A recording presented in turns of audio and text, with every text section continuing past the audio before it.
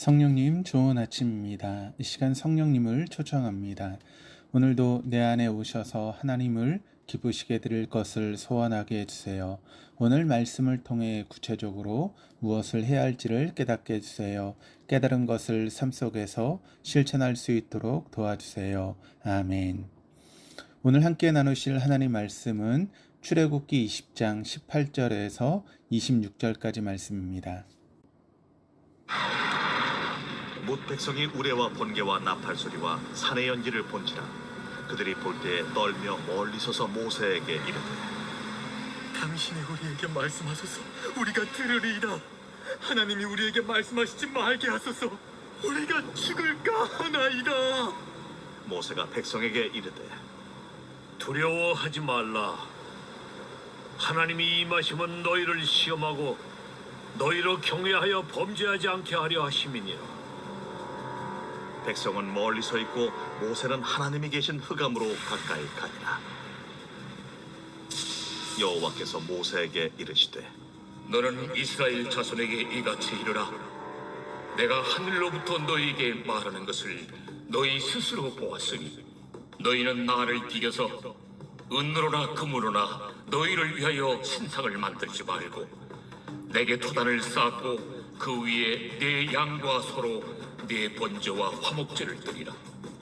내가 내 이름을 기념하게 하는 모든 곳에서 내게 임하여 복을 주리라. 내가 내게 돌로 제단을 쌓거든 다듬은 돌로 쌓지 말라. 내가 정으로 그것을 쪼면 부정하게 함이니라. 너는 층대로 내 제단에 오르지 말라. 내 하체가 그 위에서 드러날까 함이니라. 오늘 본문은 십계명의 뒷부분입니다. 18절에서 19절입니다. 뭇 백성이 우레와 번개와 나팔 소리와 산의 연기를 본지라 그들이 볼 때에 떨며 멀리 서서 모세에게 이르되 당신이 우리에게 말씀하소서. 우리가 들으리이다. 하나님이 우리에게 말씀하지 말게 하소서. 우리가 죽을까 하나이다. 이스라엘 자손은 하나님의 나타나심에 대해서 극한의 두려움을 갖고 있었습니다. 그래서 하나님께 직접 말씀을 듣는 것보다 모세를 통해서 듣겠다라고 이야기를 합니다. 오늘날에도 적지 않은 그리스도인들이 이와 같은 생각을 하곤 합니다. 자신이 직접 하나님 말씀을 대하고 또 기도를 통해 하나님과 교제하며 삶을 성숙시켜 가기보다는 주일 예배 때 주어지는 말씀으로만 살아가려고 합니다. 그러나 그리스도인인 우리가 하나님의 말씀을 직면할 수 있어야 합니다. 그래야만 깊고 넓은 하나님 말씀의 세계로 들어갈 수 있습니다. 교역자의 역할은 그 세계로 들어가게 해주는 가이드와 같습니다. 가이드에 집중하다가 대자연의 장관을 보지 못하고 예술 작품을 보는 것을 놓치는 것은 지혜롭지 못한 행동입니다. 또한 이스라엘 자손은 모세에게 하나님이 우리에게 말씀하시지 말게 하소서라고 아우성을 지는데 이것은 오히려 참 복음입니다. 왜냐하면 이 말을 뒤집으면 하나님은 우리에게 말씀하시는 분이시다라고 하는 의미가 있기 때문입니다. 하나님은 단지 우리에게 명령하시고 무조건 복종을 요구하시는 분이 아니십니다. 그래서 하나님은 참 인격적인 분이십니다. 하나님께서 우리에게 말씀해 주심이 얼마나 큰 복인지 모릅니다. 하나님께서 우리에게 끊임없이 말씀해 주셨기 때문에 오늘 이 모습까지라도 올 수 있지 않았습니까? 모세는 하나님으로부터 직접 말씀 듣는 것을 두려워하는 이스라엘 자손에게 이렇게 말했습니다. 20절, 21절입니다. 모세가 백성에게 이르되 두려워하지 말라. 하나님이 임하심은 너희를 시험하고 너희로 경외하여 범죄하지 않게 하려 하심이니라. 백성은 멀리 서 있고 모세는 하나님이 계신 흑암으로 가까이 가니라.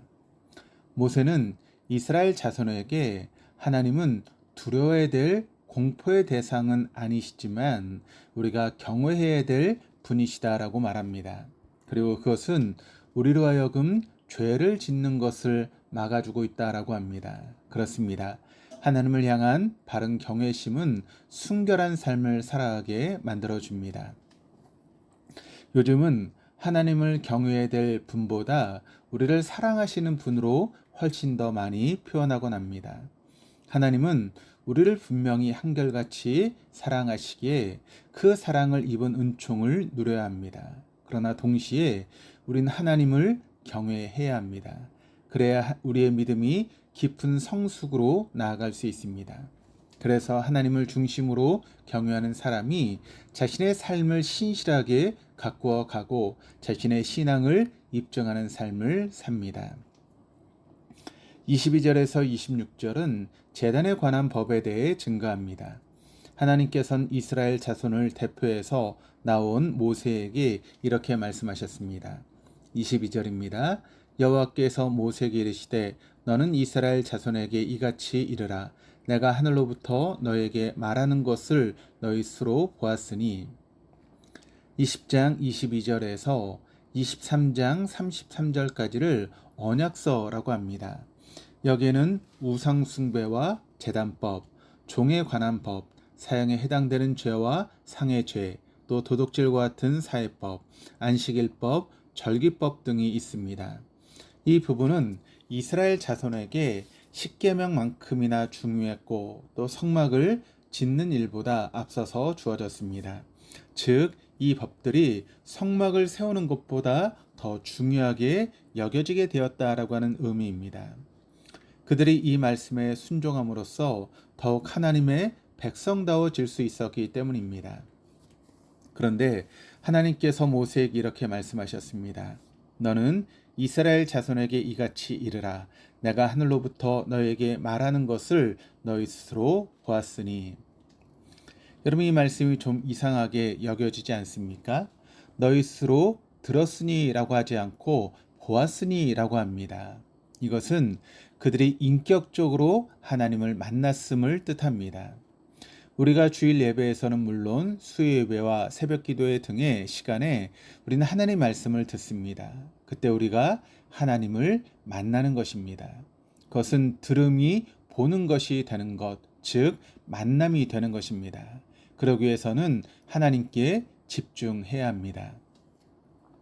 예배의 자리에 있는 것도 의미 있는 일이고 예배당에 나오는 것도 가치 있는 일이지만 거기에서 마음으로 한 걸음 더 나아가 주님 앞으로 나와야 합니다. 그러면 그곳이 주님과의 만남의 장, 회막이 되는 것입니다. 하나님께서 모세에게 말씀하신 내용은 이렇게 이어집니다. 23절입니다. 너희는 나를 비겨서 은으로나 금으로나 너희를 위하여 신상을 만들지 말고. 하나님은 그 누구에 의해서도 또 그 무엇에 의해서도 제한을 받지 않으시는 분이십니다. 우리가 하나님의 형상을 아무리 크게 만들고 아무리 잘 만들어도 하나님은 거기를 훨씬 뛰어넘으시는 분이십니다. 온 우주를 만드신 분이 그 무엇에 갇힐 수 있겠습니까? 만약 인간이 만든 하나님의 신상에 하나님이 들어오시는 분이시라면 그분은 결코 하나님이실 수가 없습니다. 또한 내가 만든 것에 갇히시는 분이시라면 그분을 하나님으로 믿을 이유가 없습니다. 십계명의 두 번째 계명이 너를 위하여 새긴 우상을 만들지 말라라고 하는 것입니다. 우리가 새긴 우상을 만들지 말아야 되는 이유가 너희를 위하여라고 합니다. 사람들은 자기 자신이라고 하는 신을 만족시키기 위해서 신상을 만들곤 하는데 하나님께서는 당신을 위해서가 아니라 우리를 위해서 신상을 만들지 말라라고 하십니다. 많은 그리스도인이 하나님의 자리에 재물, 성공, 권력, 쾌락, 세속적인 가치관 등을 둡니다. 어떤 사람은 자녀나 배우자, 연인 등을 하나님의 자리에 두기도 합니다. 그리고 그것을 얻기 위해서 하나님 예배는 제쳐두고 전력으로 질주합니다. 그러면서도 마음속으로 하나님의 자리에 둔 그것을 성취하고 난 후에 더 열심히 하나님을 믿고 섬기겠다라고 생각하기도 합니다. 그러나 우리가 인생을 살면 살수록 자기를 위하여라고 하나님의 자리에 두었던 것이 자기를 위하지 않고 자기를 해하여 왔다라고 하는 사실을 깨닫게 됩니다. 세상에 있는 것들은 우리를 위할 수 있는 것은 없습니다. 우리가 오직 하나님만을 위하지 않으면 우리는 우리를 위해서 다른 것을 하나님의 자리에 두는 존재임을 잊지 않아야 합니다. 24절에서 25절입니다. 내게 토단을 쌓고 그 위에 내 양과 소로 내 번제와 화목제를 드리라. 내가 내 이름을 기념하게 하는 모든 곳에서 내게 임하여 복을 주리라. 내가 내게 돌로 제단을 쌓거든 다듬은 돌로 쌓지 말라. 내가 정으로 그것을 쪼면 부정하게 함이니라. 이왕 제단을 만들 것이면 흙보다는 돌이 좋고 돌 중에서는 거친 자연석보다는 다듬은 돌이 좋을 터인데 하나님께서는 그렇게 하지 말라라고 하셨습니다.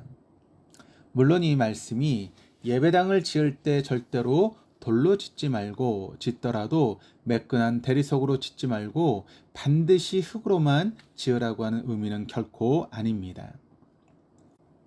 제단은 제단 자체보다도 제단에 드려지는 제물이 더 중요합니다. 제단을 아무리 좋은 재질로 만들었을지라도 제물에 흠이 있다면 그 제단은 제단으로서의 목적을 상실합니다. 하나님께서는 단을 쌓아 번제와 화목제를 드리며 하나님의 이름을 기념하는 모든 곳에 임하셔서 복을 주시겠다라고 약속하셨습니다. 하나님의 이름을 기념하는 곳의 표면적인 곳은 성막입니다. 또한 우리 자신이 성전들입니다. 그래서 우리는 예배당에서 그리고 우리의 삶의 자리에서 예배의 생활화 또 생활의 예배화를 이루어가는 사람입니다. 그때 우리는 생명을 살리는 주님의 사람이 되어지게 되는 것입니다. 마지막 절이 이렇게 증가합니다. 26절입니다. 너는 층계로 내 제단에 오르지 말라. 내 하체가 그 위에서 드러날까 함이니라. 고대에는 지금처럼 옷이 발달하지 않았습니다. 청 같은 곳으로 몸을 두르는 것이 대부분이었습니다. 그래서 제사장이 층계를 올라갈 때 아래에서 보면 속살이 다 보이곤 했습니다. 후에 제사장들은 속바지를 만들어서 입었습니다. 이것은 단지 의복에 관한 것만이 아니었습니다. 당시 이방 신전에는 남녀 창기들이 있었습니다. 그들은 신전 안에서 소위 거룩한 매음을 했습니다. 인간이 성행위를 하는 것을 신들이 보고서 그들도 성행위를 할 때 하늘에서 비가 내린다라고 생각했습니다. 하나님께서 하체가 드러나지 않도록 하라고 말씀하시는 것은 이교적인 생각을 버리고 하나님 말씀에 순종할 것을 요청하는 것입니다. 오늘 하루도 하나님 앞으로 나아가며 하나님의 자리에 아무것도 두지 않고 자신의 삶을 제물로 드리기 위하여 눈을 들고 하나님을 목적 삼음으로 생명의 통로로 살아갈 수 있는 저와 여러분 우리 모두가 될 수 있기를 주님의 이름으로 축복합니다. 기도하시겠습니다. 하나님 아버지, 이스라엘 자손은 하나님의 나타나심과 하나님의 말씀하심에 대해 두려움을 갖고 있었습니다. 우리도 다르지 않음을 고백합니다. 그러나 우리가 하나님을 공포의 대상으로 여기지 않고 경외의 대상으로 여기게 하여 주시옵소서.